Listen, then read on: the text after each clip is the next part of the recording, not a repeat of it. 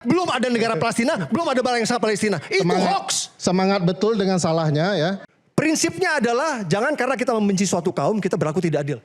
Berusahalah adil untuk Amerika. Coba pahami kenapa Amerika nyerang Iran. Mengapa Amerika turun tangan? Karena ketakutan Amerika bahwa Indonesia akan jatuh ke tangan komunis. Ya. Betul, karena ada pemberontakan di Madiun itu. Betul ya Mamang? Betul. Ya, itu betul. itulah. Tapi apapun ya. itu Pak, apapun tunggu dulu. Perannya besar, Jangan pikir Anda pikir Amerika itu negara yang baik. Jagoan gue daripada lu pasti lah. Gimana? Anda tahu ya. Oke, selamat. Enggak, lu tuh terlalu baper Pak. Dari tadi kok lu komentar gue perhatiin lu terlalu gimana baper.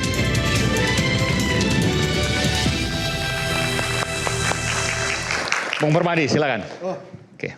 Sorry, gue tata negara ini gue nggak ngerti sampai ngantuk gue dengernya tadi. Jadi Bang Aiman, gue ini seorang Muslim dan gue ini diajarin di Al-Quran bahwa jangan karena kita membenci suatu kaum kita berlaku tidak adil. Surat Al-Maidah ayat 8 ini banyak yang pakai jilbab, silakan cek. Jadi ini banyak sekali BOP lah Iran, intinya nih sentimen anti Amerika nih luar biasa sekali di negara kita ini. Dan semua didasari sama kebencian buta tanpa mencoba adil seperti yang disarankan Al-Maidah ayat 8. Ini mumpung ada adik-adik di sini masih muda ya, aku mau coba fondasi sejarah itu penting loh. Padahal adik-adik tahu nggak, Amerika tuh punya peran besar sekali pada kemerdekaan kita. Orang tuh ingatnya cuma 17 Agustus saja. Orang lupa pada 1945 Belanda balik. Membonceng pasukan Nika untuk melucuti. Yang waktu itu pengen melucuti tentara Jepang. Jadi Bang Aiman dari 46 setelah kita proklamasi. Kita dijajah lagi sama Belanda. Sampai 49. Yang dikenal dengan agresi Belanda kedua. Silakan cek. 19 Desember. Dan itu tidak mudah buat para pahlawan kemerdekaan kita. Karena memang supremasi militer Belanda tuh memang terlalu kuat waktu itu. Bahkan Jenderal Sudirman pun hanya bisa melawan Belanda dengan taktik gerilya, hit and run. Apakah dengan hit and run itu efektif untuk mengusir Belanda dari bumi pertiwi? I don't think so. Tapi tiba-tiba tahun 49, tiba-tiba Belanda mudik. Karena siapa? Karena ditekan Amerika, brother. Jadi, biar adik-adik tahu, tahun 1949 Amerika itu tiba-tiba ngancem ke Belanda. Belanda, lu kalau masih jajah Indonesia, gue stop bantuan lu. Ini fakta sejarah ini. Waktu itu kan Belanda baru selesai perang dunia kan, hancur-hancuran kan. Amerika bantu lewat Marshall Plan namanya, program. Bukan cuma itu aja. Amerika nyeret Belanda, lu duduk. Dipaksa duduk berunding sama Indonesia. Itulah yang kita kenal dengan konferensi meja bundar di Den Haag. Tidak sampai di situ. Amerika juga bikin veto, bikin resolusi di Dewan PBB untuk menekan agar Belanda cabut dari Indonesia. Sampai akhirnya Belanda nyerah bos. Udah deh babang Amerika gue nyerah deh. Gue pulang deh. Coba. Tanpa mengecilkan perjuangan para pahlawan. Tapi kalau Amerika gak turun tangan. Kita gak tahu sampai kapan Belanda bercokol. Mungkin Belanda tahun 70 masih di sini. Mungkin tahun 80 masih di sini kayak di Afrika Selatan. Ya, jadi ketika Pak Prabowo. Jadi kalau nggak ada Amerika, Indonesia masih dijajah Belanda. Ya itu aku tanpa mengecilkan ya, tanpa mengecilkan. Tapi peran Amerika besar sekali yang bikin Belanda pulang kampung waktu itu. Ini banyak ahli-ahli di sini yang tukang-tukang baca pasti tahu. Kalau memang mereka tidak historis, mereka tidak minim literasi sejarah pasti tahu. Jadi ketika Pak Prabowo waktu itu ngomong, jangan lupakan jasa Amerika. Betul. Pak Prabowo tuh ngomongnya karena dia ngerti sejarah.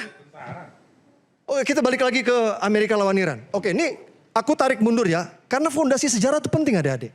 Jadi adik-adik di sini perlu tahu. Kembali lagi ya. Prinsipnya adalah jangan karena kita membenci suatu kaum kita berlaku tidak adil. Berusahalah adil untuk Amerika. Coba pahami kenapa Amerika nyerang Iran. Jadi adik-adik perlu tahu. Iran ini adalah salah satu donatur terbesar untuk dua kelompok militer di Timur Tengah. Yang satu namanya Hizbullah di Lebanon, yang satu namanya Hamas di Gaza. Bang Aiman, dari tahun 1992, Iran ini udah ngasih duit ke Hizbullah 700 juta sampai 1 miliar dolar per tahun. Dan dari mulai tahun 2005, Iran ngasih duit ke Hamas 100 juta sampai 300 juta per tahun. Duitnya dipakai apa adik-adik? Dipakai beli roket, dipakai beli rudal untuk nembak ke Israel, untuk ngebunuh warga sipil Israel. Selama puluhan tahun. Sekarang balikin ke kita ya. Adik-adik pikir nih, ya pakai hati ya. Ini misalnya nih Malaysia ya ngasih duit ke teroris. Terus terorisnya beli bom. Bomnya dipakai buat ngebunuh rakyat Indonesia. Kira-kira perasaan kita gimana? Puluhan tahun lagi. Saya yakin demi Allah, demi Rasulullah, pasti kita rela banget, ikhlas banget perang sama Malaysia. Bener gak? Wah, diserang-serang terus. Jadi ketika Pak Prabowo waktu itu ngomong, Bang Aiman, untuk mewujudkan perdamaian, kita harus menjamin keamanan Israel. Itu adalah pernyataan yang terukur dan Pak Prabowo ngerti sejarah. Justru orang-orang yang nyinyirin Pak Prabowo itu orang-orang yang ahistoris dan minim literasi sejarah. Gue jelasin, faktanya semua konflik di sana dimulai dari Arab nyerang Israel duluan. Ini fakta. Tahun 1948, pertama kali perang, itu koalisi negara-negara Arab nyerang Israel. Tahun 1967, koalisi negara Arab menyerang Israel, disikat dulu sama Israel. Dikenal dengan perang 6 hari. Tahun 1973, koalisi negara Arab nyerang Israel. Dikenal dengan perang Yom Kippur. Tahun 1987, negara-negara Arab patungan ngasih duit ke teroris nyerang ke Israel. Yang dikenal dengan Intifada 1. 2001, negara-negara Arab ngasih duit ke teroris nyerang ke Israel. Yang dikenal dengan Intifada 2 sampai balik ke yang saya bilang tadi, tahun 92. Hizbullah dikasih duit sama Iran. Tahun 2005, Hamas dikasih duit sama.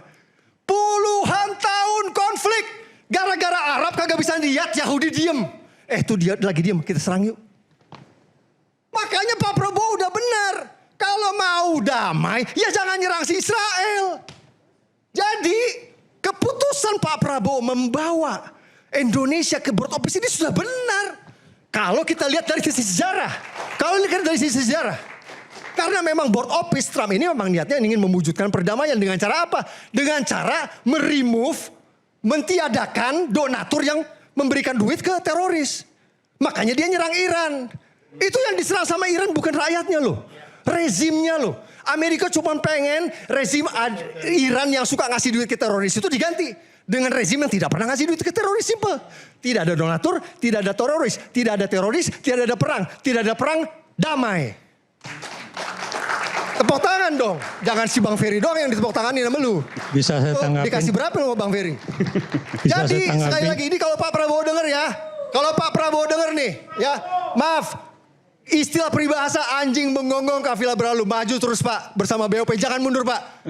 Ya, karena BOP adalah jalan kebenaran menuju perdamaian. Terima kasih. Oke. Kita boleh merespon. Mana? Boleh saya ngomong? Oke, silakan Prof. Amerika kenapa turun tangan pada 1948-49 itu karena ada. Jangan ngaco ya Pak ya, tolong ya. Oh Udah iya, tadi ini ngaco mulu. Anda juga baca sejarah dong, ya. Coba Anda baca Revolution and Nationalism in Indonesia tulisan Keynes, ya. Di situ dijelaskan mengapa Amerika turun tangan karena ketakutan Amerika bahwa Indonesia akan jatuh ke tangan komunis, ya. Betul, karena ada pemberontakan di Madiun itu. Betul Memang. Betul. Ya, Itu betul. itulah. Tapi apapun ya. itu Pak, apapun Tunggu Amerika dulu. perannya besar. Jangan Anda pikir Amerika itu negara yang baik, ya. Ya itu kan masalah Tunggu dulu. Saya juga cerita dulu, ya. Di zaman Gue tidak ada urusan sama perasaan lo Pak. Perasaan lo gue gak ada urusan. Katanya Anda mau belajar sejarah, ya. Jagoan gue daripada lu pasti lah. Lah, gimana? Anda tahu ya. Oke, selamat. Enggak, lu tuh terlalu baper Pak. Dari tadi lu kok komentar gue perhatiin lu Enggak, terlalu gimana baper? Jangan bawa perasaan Pak. Enggak ada urusan perasaan di sini. Perasaan. Ini perasaan bagaimana Amerika. kita. Bang Ferry gak suka sama Trump. Lu gak suka sama Israel. Itu perasaan lu semua. Enggak ada. Gue gak ada urusan sama perasaan lu. Jangan dong. Enggak apa-apa Anda bilang. Jangan menggunakan kata-kata Tapi itu, jangan. Anda harus tahu ya. Itu ketika Partai Republik itu dengerin dulu. Oke. Ya. Tapi jangan kata-kata. Bagaimana ketika Amerika Serikat itu, ya awal-awal kemerdekaan Indonesia juga itu membantu pemberontakan daerah di PRRI dan Permesta, ya itu kalau Anda lihat ya. Dan kemudian ada perubahan besar dari kebijakan Amerika terhadap Indonesia ketika siapa? Kennedy dari Partai Demokrat itu terpilih menjadi presiden pada 1961. Jadi kita juga harus tahu sejarah itu ya. Mengapa kemudian Kennedy membela Indonesia dalam kaitannya dengan Irian Barat misalnya kan.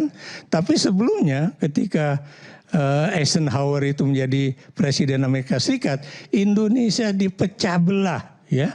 Supaya terjadi pemberontakan di daerah. Tapi lagi-lagi tujuannya apa?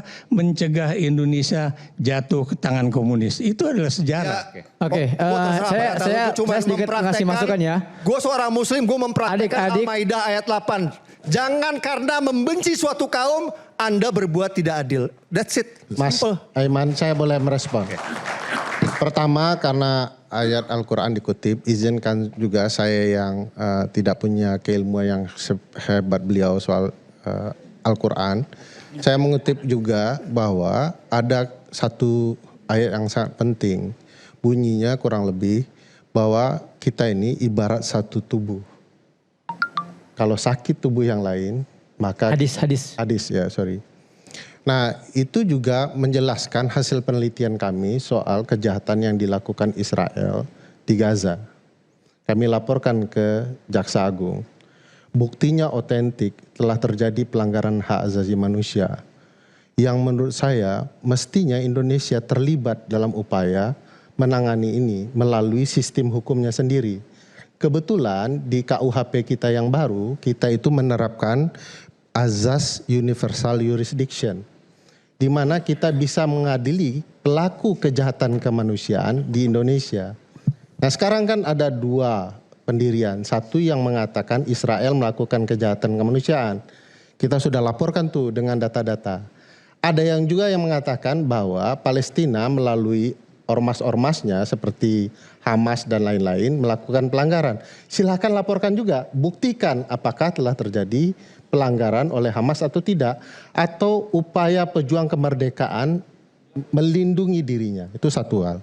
Kedua, kalau sejarah jangan lupa membacanya lengkap, bahwa Amerika juga terlibat di dalam mendukung Belanda untuk mendarat kembali di Indonesia dalam format sekutu.